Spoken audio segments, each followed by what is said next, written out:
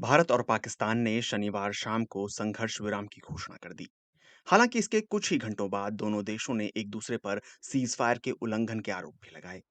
इस बीच विदेशी मीडिया में दोनों देशों के बीच हुए सीज फायर और उसके उल्लंघन की चर्चा हो रही है।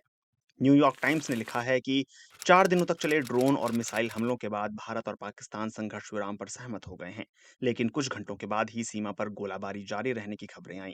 राष्ट्रपति ट्रंप ने सोशल मीडिया पर संघर्ष विराम की घोषणा की और कहा कि इसमें अमेरिका की मध्यस्थता थी। भारत और पाकिस्तान के अधिकारियों ने संघर्ष विराम की पुष्टि की। हालांकि केवल पाकिस्तान ने ही अमेरिकी भूमिका को स्वीकार किया। ब्रिटेन के फाइनेंशियल टाइम्स ने लिखा, भारत और पाकिस्तान के बीच 2016 और 2019 में हुई झड़पें कश्मीर सहित सीमावर्ती क्षेत्रों तक ही सीमित थीं, लेकिन इस बार दोनों देशों के बीच ज्यादा गहरा संघर्ष देखने को मिला। दोनों देशों ने एक दूसरे के हवाई ठिकानों को निशाना बनाया, ड्रोन दागे गए। टेलीग्राफ ने लिखा, भारत और पाकिस्तान युद्ध के करीब पहुंच गए थे। पिछली बार दोनों पड़ोसियों के बीच इस तरह के हमले तब हुए थे जब 1971 में युद्ध हुआ था। ये युद्ध स्वतंत्र बांग्लादेश के बनने के साथ समाप्त हुआ था।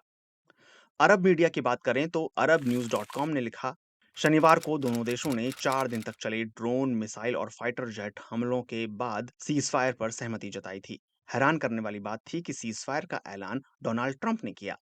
वहीं सऊदी गजेट डॉट कॉम ने लिखा, सऊदी अरब ने भारत और पाकिस्तान के बीच सैन्य टकराव को कम करने के लिए अपने कूटनीतिक प्रयासों को तेज किया। विदेश मंत्री प्रिंस फैसल बिन फरहान ने शनिवार को भारतीय विदेश मंत्री डॉक्टर जयशंकर और पाकिस्तान के उप प्रधानमंत्री और विदेश मंत्री इसहाक डार के साथ अलग अलग फोन कॉल की। बांग्लादेश के अंग्रेजी अखबार द डेली स्टार ने लिखा, बीते 3 दशकों में दोनों दक्षिण एशियाई देशों के बीच ये सबसे भीषण लड़ाई थी। इससे व्यापक पैमाने पर युद्ध छिड़ने का खतरा था।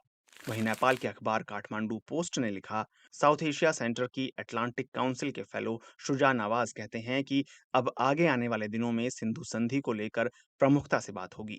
इससे दोनों देशों की सरकारों को जो कुछ हासिल हुआ है उसका श्रेय लेने का मौका मिल जाएगा।